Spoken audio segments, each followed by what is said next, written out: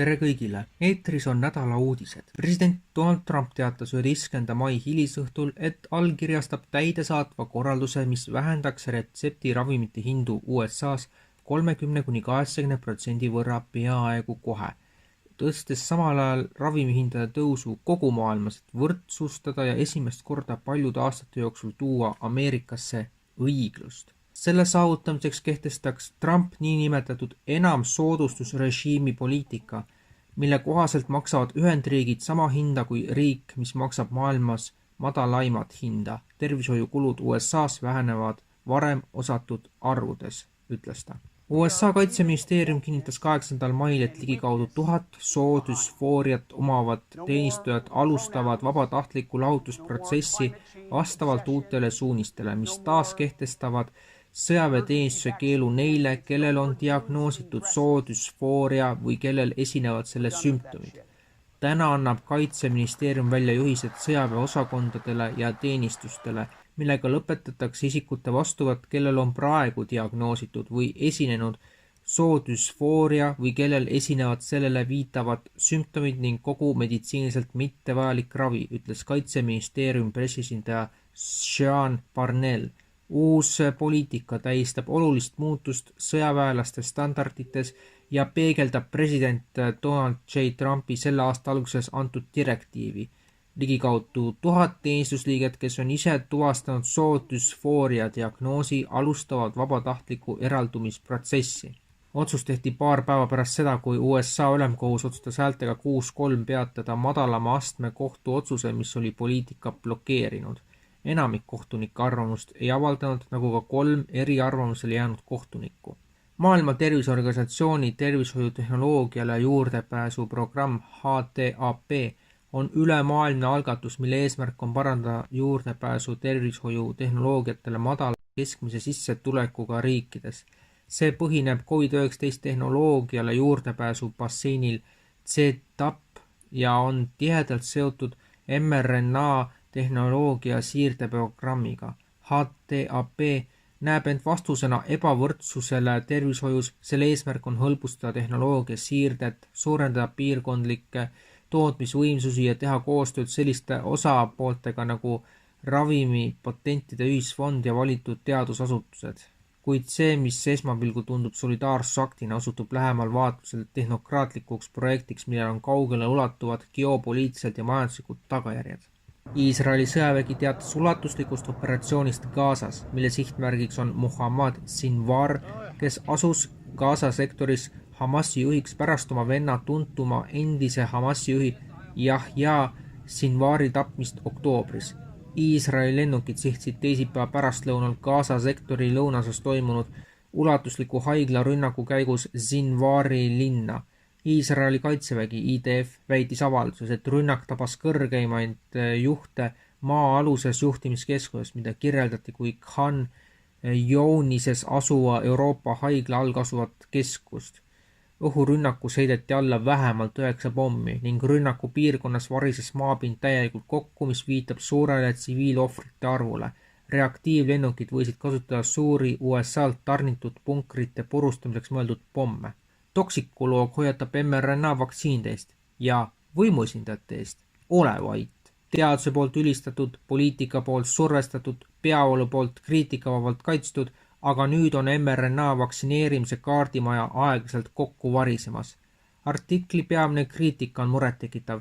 Lipiid, nanoosakesed, LNP-d, mRNA kandesüsteemid võivad ise olla toksilised ja põhjustada organismis tugevaid põletikulisi reaktsioone. Veelgi tõsisem on see, et neid potentsiaalselt kahjulikke komponente ei ole enne miljarditele inimestele manustamist ilmselt kunagi pikaajaliselt põhjalikult testitud.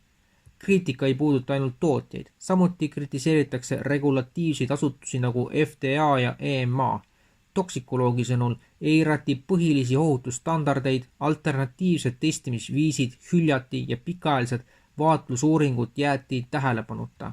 Samal ajal kui valitsused üle maailma töötavad digitaalsete identiteetide kasutuselevõtu kallal, on taustal kujunemas tehnoloogiline süsteem, mis võimaldab mitte vähemalt kui elanikkonna täielikku jälgimist. Reaalajas, globaalselt ja vaevalt küsitavalt. Selle võtmisik Šveitsi ettevõtte nimega WiseKey. Genfis peakorteriga WiseKey International Holding AG haldab oma tütarettevõtte WiseSat.space kaudu satelliidipõhist sidesüsteemi, mis väidetavalt spetsialiseerub turvalisusele, digitaalsele identiteedile ja postkvantkrüptimisele. See, mis kõlab küberturvalisuse näidisprojektina, osutub lähemal vaatlusel globaalse juhtimisarhitektuuri tehniliseks infrastruktuuriks, kui on loodud kohustusliku digitaalse ideega õiguslik alus. Vastuseks muret tekitavalt madalale karjakasvule, mis on Chicagos veiseliha futuuride hindu rekordiliselt kõrgele tõstnud, märkis King, et Tyson plaanib suurendada kanaliha tootmist. Kana peetakse taskukohaseks alternatiiviks veiselihale, mistõttu on see hinnateadlikele tarbijatele üha atraktiivsem. Meil on rohkem võimalusi kasvada, ütles King turukonverentsil valdkonna siseringi esindajatele ja investoritele, lisades, et ettevõte soovib oma varadega veidi rohkem vaeva näha. King ütles, et Tyson laiendab kana tootmist, et rahuldada kasvavat nõudlust veiseliha soodsama alternatiivina. Veiseliha puudus ja selle nädala uued arengud, kus USA põllumajandusminister Brooke Rollins peatas elusveiste, hobuste ja piisonite impordi lõunapiiri maismaa sadamatest, tõstsid Chicagos veiseliha futuuride hinnad selle nädala alguses uutele rekordtasemetele. Reutersi teatel on Hiinas toetud päikesepaneeldest ja nendega seotud seadmetest väidetavalt avastatud avalikustamata sideseadmed, tekitanud USA ametnikes muret riigi elektrivõrgu haavatavuse pärast. Need viimase 9 kuu jooksul leitud petturlikud seadmed võivad potentsiaalselt destabiliseerida energiainfrastruktuuri ja põhjustada ulatuslikke elektrikatkestusi, ütlesid asjaga tuttavad allikad väljaandele. Dokumenteerimata seadmeid, sealhulgas mobiilsideraadioid, tuvastati mitmete Hiina tarnijate toetud päikeseenergia inverterites, akudes, elektriautode laadjates ja soojuspumpades. Genf. 14. mail 2025 tegi WHO peadirektor Dr. Tedros Adhanom Ghebreyesus Maailma Terviseorganisatsiooni juhtkonnas olulisi personalimuudatusi. Nagu erialaportaal Health Policy Watch teatab, on COVID-19 ajastu arvukad võtmisikud kõrvale jäetud, sealhulgas sellised silmapaistvad näod nagu Dr. Mike Ryan ja Dr. Bruce Aylward, kes tegutseid pandeemia all WHO esindajatena kogu maailmas. Samal ajal kolis organisatsiooni keskmesse 4 inimest, kellest mitmel on tihedad sidemed Bill ja Melinda Gatesi fondi ja lääne tervishoiuasutustega. WHO juhtkonna ümberkorraldamine tundub vähem olevat iseseisev kursikorrektsioon kui pigem sihipärane ümberkorraldamine kõige võimsamate rahastajate huvides. Eelkõige Gatesi fondi endiste partnerite silmapaistev roll, kriitiliste pandeemia osaliste võimetustamine ja tihedad personalisidemed lääne institutsioonidega, näiteks RKI-ga, näitavad, et WHO ei ole teel suurema demokraatliku legitiimsuse poole, vaid on võimu koondumise faasis. Teisipäeval teatas Montana osariigi kuberner Greg Gianforte, et on allkirjastanud seaduseelnõu, mis keelustab laboris kasvatatud liha tootmise ja müügi. Nii nimetatud laboris kasvatatud lihal pole Montanas kohta, kirjutas kuberner Gianforte X-ile, lisades HB401 seaduseks allkirjastamisega kaitsen uhkusega meie eluviisi ja Montana töökaid rancho pidajaid, kes toodavad maailma parimat veiseliha. Montana on nüüd 5. osariik riigis, mis on vastu võtnud seaduseelnõu, mis keelab laboris kasvatatud valgud. See samm järgneb Bideni samaaegsetele poliitikatele, mis lõid samaaegselt lünga ohutustestimiseks, seades samal ajal laboris kasvatatud valgud värgistamisse nõuetest ettepoole kui kliimasõbralikud. Ning hiljuti ajakirjas The Lancet Regional Health Ameerikas avaldatud uuring tõstatab ebamugavaid küsimusi COVID-19 vaktsiinide tõusu kohta eriti haavatavas rühmas. Inimestel, kellel on immuunvahendatud põletikulised haigused IMID, näiteks reumatoid, artriid, kroonitõbi või psoriaas.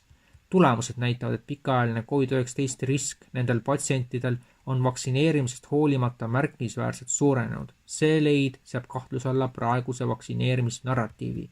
Peamised sõnumid. IMID patsientidel tekkis pikk COVID PASC sagedamini kui tervetel kontrollisikutel.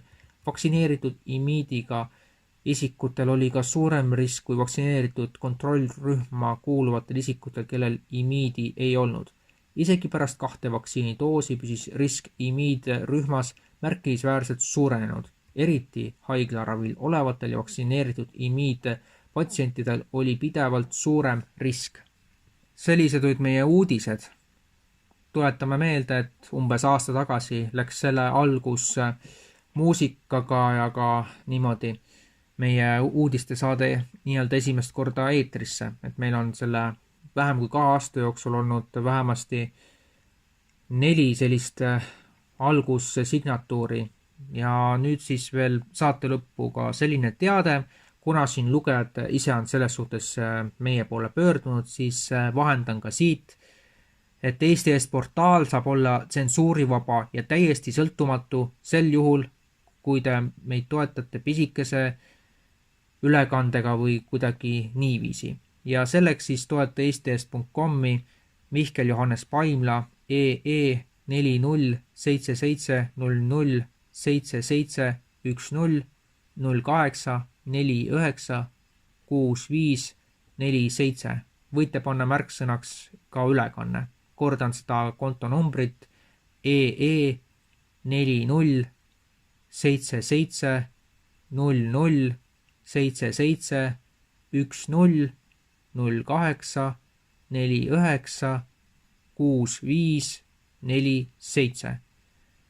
Rekvisiiti saate ka vaadata saate all jooksvatest tiitritest ja ka saate lõpu tiitritest. Aitäh kõigile, kes meid kuulasid ja vaatasid. Järgmisel nädalal oleme taas eetris.